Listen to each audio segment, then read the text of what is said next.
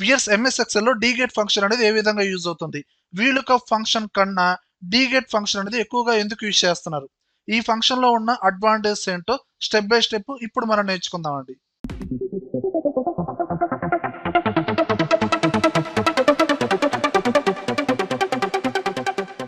Weirs ముందుగా డీగెట్ function అనేది basic గా ఎలా అప్లై చేయాలో చూడండి.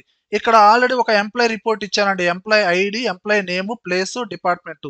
ఇక్కడ ఎంప్లాయ్ ఐడి ఏదైతే ఇచ్చానో ఆ ఐడిని మ్యాచ్ చేసుకొని ఎంప్లాయ్ నేమ్ అనేది ఆటోమేటిక్ గా రావాలండి. ప్రీవియస్ గా మనం ఇలా వాల్యూస్ ఫైండ్ అవుట్ చేయాలంటే వీలుకప్ ఫార్ములా యూజ్ చేసామంటే దాని సింటాక్స్ ఆల్రెడీ తెలుసు. ఓకే, ఇప్పుడు ఈ డీగెట్ ఫంక్షన్ అనేది ఎలా యూజ్ చేస్తాం, దాని యొక్క సింటాక్స్ అనేది ఏ విధంగా ఉంటుందో ఒకసారి చూద్దామండి. ఓకే, ఇక్కడ డైరెక్ట్ గా నేను నేమ్ ని ఫైండ్ అవుట్ చేయాలి కాబట్టి ఈ నేమ్ అనే సెల్ లోని ఫార్ములా అప్లై చేస్తున్నాను. Equal to DGET. Formula selection చేయండి, కీబోర్డ్ లో ట్యాప్ ప్రెస్ చేయండి. ఫార్ములా మొత్తం ఆల్రెడీ తీసుకునేది. సింటాక్స్ గమనిస్తే ఫస్ట్ డేటాబేస్, ఏ డేటాని బేస్ చేసుకుని మీరు వాల్యూస్ ఫైండ్ అవుట్ చేయాలి ఆ డేటా మొత్తాన్ని సెలక్షన్ చేయండి. ఓకే, ఇక్కడ ఈ టేబుల్ మొత్తాన్ని సెలక్షన్ చేస్తున్నానండి. మీరు టేబుల్ మొత్తాన్ని ఇలా ట్రాక్ చేయాల్సిన అవసరం లేదండి. కంట్రోల్ షిఫ్ట్ పట్టుకుని డౌన్ యారోకి ప్రెస్ చేయండి. ఎంటైర్ టేబుల్ మొత్తం లాస్ట్ డేటా మొత్తం సెలక్షన్ అవుతుంది. కామా ఫీల్డ్, మీరు ఫైండ్ అవుట్ చేయాల్సింది ఏంటండి, నేమ్. ఆ నేమ్ అనేది ఎన్నో కాలంలో ఉందండి, టేబుల్ ప్రకారంగా చూస్తే మనకి సెకండ్ కాలంలో ఉందండి. 2 కామా క్రైటీరియా, ఏ డేటాని బేస్ చేసుకుని నేమ్ ఫైండ్ అవుట్ చేయాలండి, ఎంప్లాయ్ ఐడిని బేస్ చేసుకుని. ఇక్కడ హెడ్డింగ్ తో సహా సెలక్షన్ చేయండి. ఐడి అండ్ ఐడి ఎక్కడైతే ఇస్తారో ఆ సెల్, ఆ 2 సెల్స్ ని సెలక్షన్ చేయండి. క్లోజ్, ఎంటర్ ప్రెస్ చేయండి. అంటే ఇక్కడ మనకి ఎర్రర్ చూపిస్తుందండి. ఇక్కడ ఎలాంటి ఎంప్లాయ్ ఐడి ఇవ్వలేదు కాబట్టి ఇక్కడ ఎర్రర్ వస్తుందండి. ఎంప్లాయ్ ఐడి ఇస్తున్నాండి 12082. ఇదిగోండి ఎంప్లాయ్ నేమ్ వచ్చి మూర్తి, ఎంప్లాయ్ ఐడి వచ్చి 12082. ఎంప్లాయ్ నేమ్ ఏందండి మూర్తి. 12008 ఇదిగోండి గోపి. ఈ విధంగా ఎంప్లాయ్ ఐడిని బేస్ చేసుకుని నేమ్ అనేది ఫైండ్ అవుట్ చేశారు. ఏ ఫంక్షన్ ద్వారా, డీగెట్ ఫంక్షన్ ద్వారా. మన సింటాక్స్ అనేది ఎలా యూజ్ చేసాం అర్థమైంది కదా. అలా ఇక్కడ మన ఫార్ములా ఎలా అప్లై చేసామండి, ఫీల్డ్ నేమ్ అనేది డైరెక్ట్ గా కాలం నెంబర్ అనేది ఇచ్చామండి. కాలం నెంబర్ కాకుండా చూడండి, ఆ కాలం నెంబర్ నేను రిమూవ్ చేశానండి. డైరెక్ట్ గా ఆ ఫీల్డ్ నేమ్ ఉన్న సెల్ ని రిఫరెన్స్ గా తీసుకోండి. మనకి ఎంప్లాయ్ నేమే కదండి రావాల్సింది. ఆ నేమ్ ఉన్న సెల్ ని సెలక్షన్ చేయండి, ఎంటర్ ప్రెస్ చేయండి. అప్పుడు ఆటోమేటిక్ గా మనకి రిజల్ట్ వచ్చేస్తుంది. చూడండి ఇక్కడ నేను 12040 ఎంప్లాయ్ ఐడిని మ్యాచ్ చేసుకొని ఎంప్లాయ్ నేమ్ ఏముందండి రమేష్. అలానే ఇక్కడ ప్రతిసారి మనం ఎంప్లాయ్ ఐడి అనేది టైప్ చేయకుండా ఇక్కడ ఉన్న ఈ ఎంప్లాయ్ ఐడీస్ మొత్తాన్ని ఒక లిస్ట్ రూపంలో తీసుకుందామండి. ఆ సెల్ ని సెలక్షన్ చేయండి, డేటా ట్యాబ్ లోకి వెళ్ళండి, డేటా వ్యాలిడేషన్ లోకి వెళ్ళండి. సెట్టింగ్ లో ఎలో ఎనీ వాల్యూ కాకుండా లిస్ట్ సెలక్షన్ చేయండి. ఇక్కడ సోర్స్ అనేది ఆ అప్ యారో మార్క్ ని సెలక్షన్ చేసి ఇక్కడ ఉన్న ఎంప్లాయ్ ఐడీస్ మొత్తాన్ని సెలక్షన్ చేయండి. ఎంటర్, ఓకే ప్రెస్ చేయండి. ఇదిగోండి ఇక్కడ లిస్ట్ బాక్స్ అనేది క్రియేట్ అయింది. ఈ యారో మార్క్ ని ఎప్పుడైతే క్లిక్ చేస్తారో ఎంప్లాయ్ ఐడీస్ మొత్తం మనకు ఒక లిస్ట్ రూపంలో క్రియేట్ అయిందండి. మీకు కావాల్సిన ఎంప్లాయ్ ఐడిని డైరెక్ట్ గా సెలక్షన్ చేయండి. ఆ ఐడిని మ్యాచ్ చేసుకుని ఆటోమేటిక్ గా ఎంప్లాయ్ నేమ్ అనేది వచ్చేస్తుందండి. అండ్ నెక్స్ట్ టాపిక్ చూడండి. ప్రీవియస్ గా మనం ఏం చేసామండి, ఎంప్లాయ్ ఐడి ఏదైతే ఇచ్చామో ఇక్కడ మనం ఆటోమేటిక్ గా ఎంప్లాయ్ నేమ్ వచ్చేసిందండి. ఇక్కడ ఎంప్లాయ్ ఐడి ఏది ఇచ్చామండి 12044. ఎంప్లాయ్ నేమ్ ఏముందండి విజయ్. అలానే ఎంప్లాయ్ నేమ్ తో పాటు ఎంప్లాయ్ ప్లేస్, డిపార్ట్మెంట్ మొత్తం ఆటోమేటిక్ గా రావాలండి. అలా రావాలంటే ఆల్రెడీ అప్లై చేసిన ఫార్ములాని మీరు డైరెక్ట్ గా ఫిల్ హ్యాండిల్ తో హారిజంటల్ గా డ్రాగ్ చేయకూడదండి. మీరేం చేస్తారంటే ఆ ఫార్ములాని ఎడిట్ చేయండి. ఇక్కడ మనకి ఈ టోటల్ టేబుల్ రేంజ్ ప్రతి ఫీల్డ్ నేమ్ లో మనకు కామన్ గా ఉండేది కాబట్టి ఆ రేంజ్ ని ఫ్రీజ్ చేయండి. ఫ్రీజ్ చేయాలంటే ఆ రేంజ్ ని సెలక్షన్ చేసి కీబోర్డ్ లో F4 కి యూజ్ చేయండి. అలానే ఫీల్డ్ నేమ్ అనేది అంతే ఉండాలండి. మనకి నేమ్, దాని తర్వాత ప్లేస్, డిపార్ట్మెంట్ చేంజ్ అవుతూ ఉండాలి కాబట్టి దాన్ని నేను ఎలాంటి మోడిఫికేషన్ చేయట్లేదండి. అలానే క్రైటీరియా కూడా ఫిక్స్ అయి ఉండాలండి.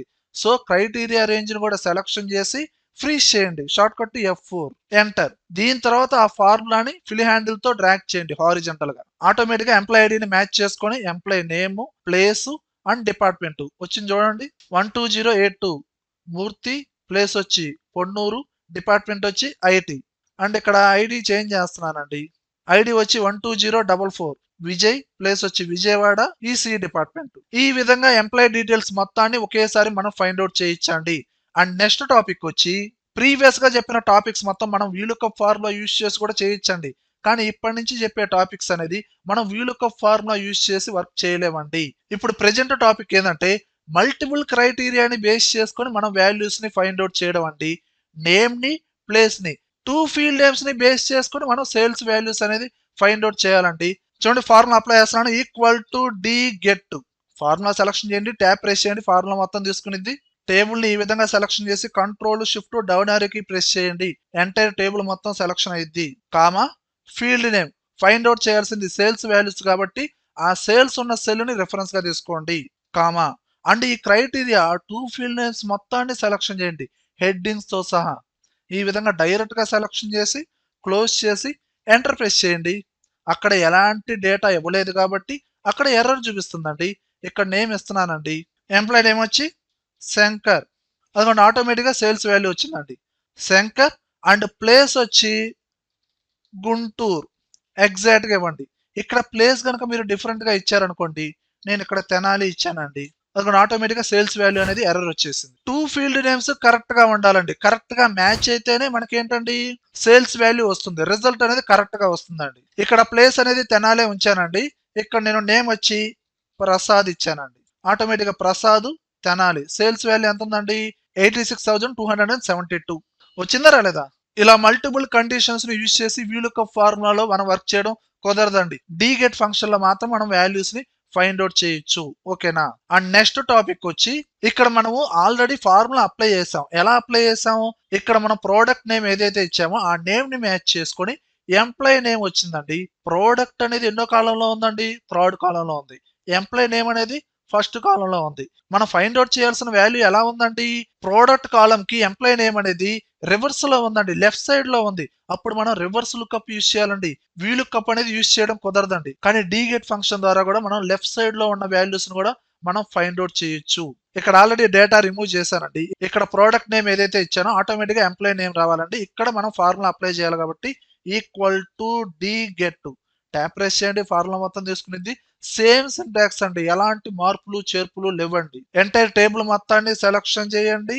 కామా ఫీల్డ్ నేమ్ వచ్చి ఫైండ్ అవుట్ చేయాల్సింది ఎంప్లాయ్ నేమ్ కాబట్టి ఆ ఎంప్లాయ్ నేమ్ ఉన్న సెల్ ని రిఫరెన్స్ గా తీసుకోండి.